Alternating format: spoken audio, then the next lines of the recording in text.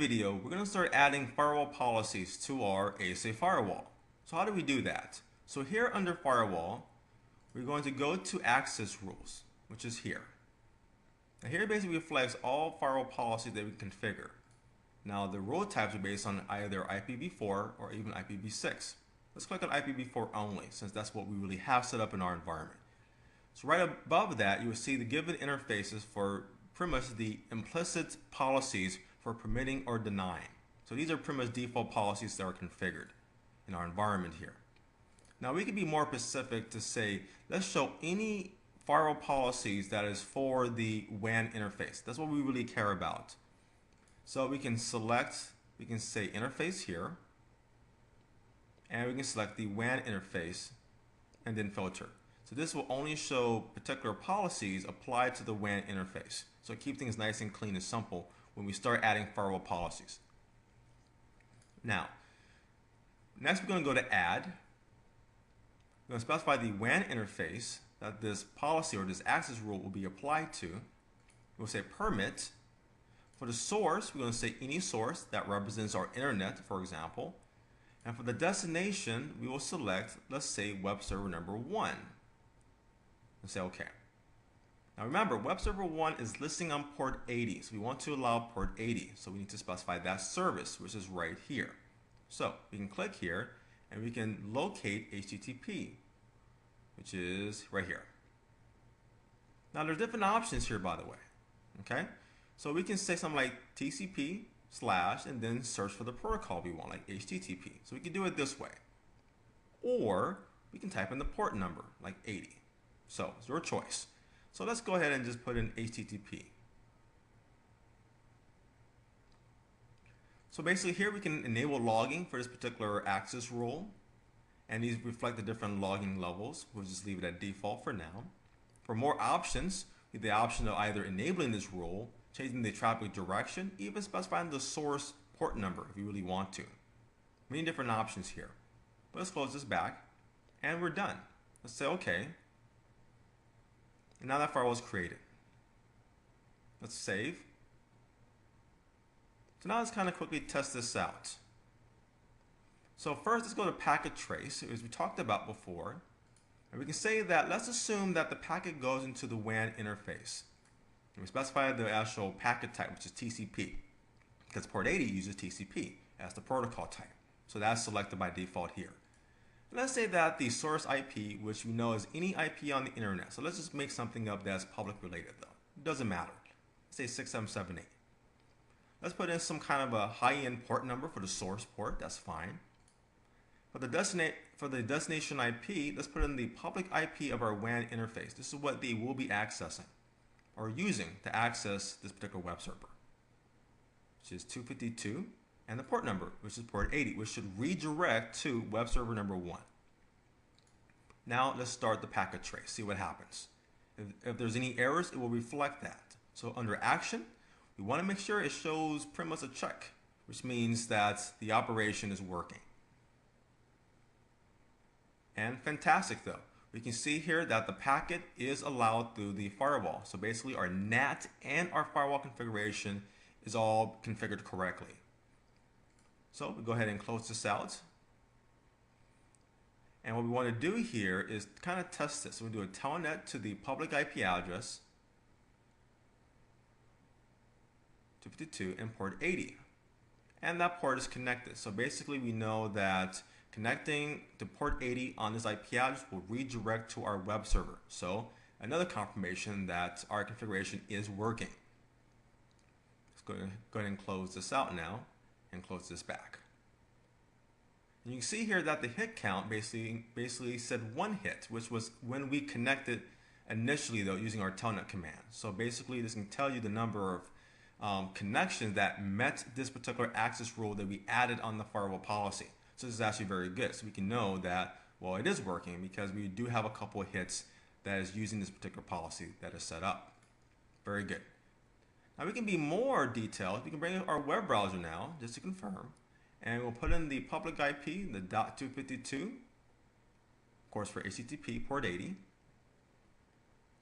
And doing that brings up our web server for that particular site. So So basically, this is how we can configure a firewall policy on the ASA firewall. In this video, we're going to show you how you can add another firewall policy by dealing with multiple ports or services for a single policy added to our firewall. So how do we do that? So once again, to add a new rule, we'll go to Add. Coming in from our untrusted interface, the WAN interface, we want to permit any IP on the internet talking to our web server number 2. And if you remember, basically that web server 2 is listing on 2 ports.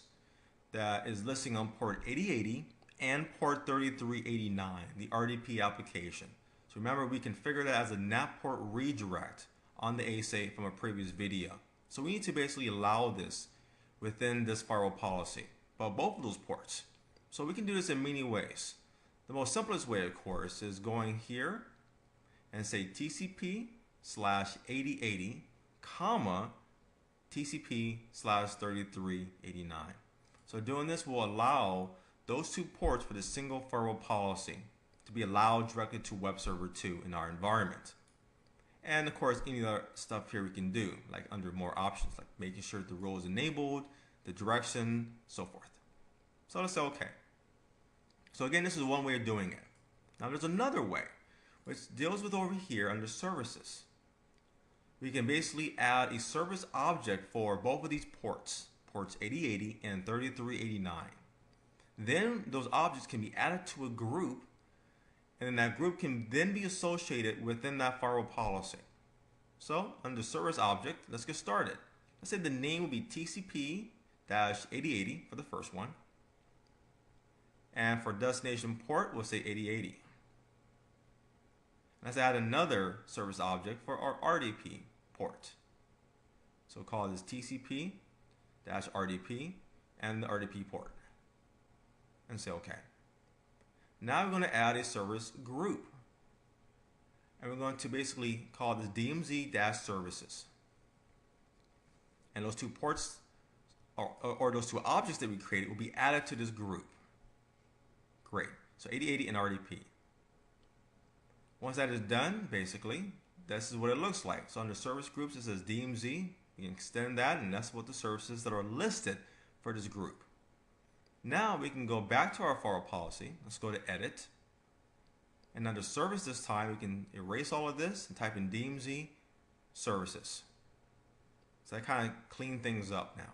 So that means if we have other services that we want to add in the future, we can simply go back to this service group and add those ports or objects to that group to kind of keep a nice and simple, clean configuration, as you can tell. So we're done. Let's say apply. Oh, no changes are made here. Great. So let's do some testing now, starting with the packet trace. So again, let's say our source is coming from some IP on the internet, some random source port number. The destination is the public IP of our ASA firewall, configured on the WAN interface, which is 252, and of course 8080 for the port, which is going to redirect to web server number 2. Let's check this out. So it's checking the routing and the NAT translation, the firewall policy operations here. Great, and everything works. So action basically shows here we have all checks, which is good, and the packet is allowed. Fantastic. Now we can test this further. Let's do a telnet basically to the IP address of our WAN interface, but for port 8080. And we're connected. So that works great. Let's exit out and do the same for the RDP port and see if we can get connected as well, which works. Let's exit out here. Okay, we'll deal with that later. That's perfectly fine. Let's close this out, and we can bring up a web browser to basically kind of confirm. We can use it via an application like a web browser, of course. And we'll put in port 8080. Now this, of course, is going to ask for a username and password, so it's going to kind of time out for a little bit. We're just going to close it out. It's going to give us a forbidden error, which is perfectly normal. But we want to confirm and show you that the firewall policy is working, that we created, that basically supports multiple ports or services on our ASA firewall. In this video, we're going to add a new firewall policy on the ASA firewall for Web Server 3. If you remember, has the static one-to-one NAT translation that we configured from a previous video. So let's add that policy now.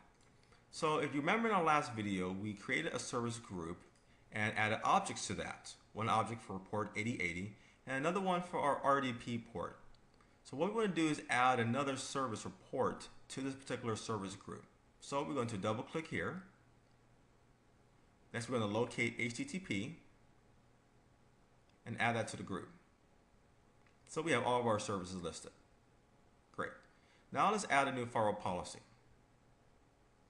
So we're going to basically say, again, the interface will be our WAN interface, permit, any source on the internet, destination, going to select Web Server 3. For the service, we're going to check here and select our DMZ service group. And we're done. We're just checking other options that we could enable, but we're good. We can apply and then of course save the changes.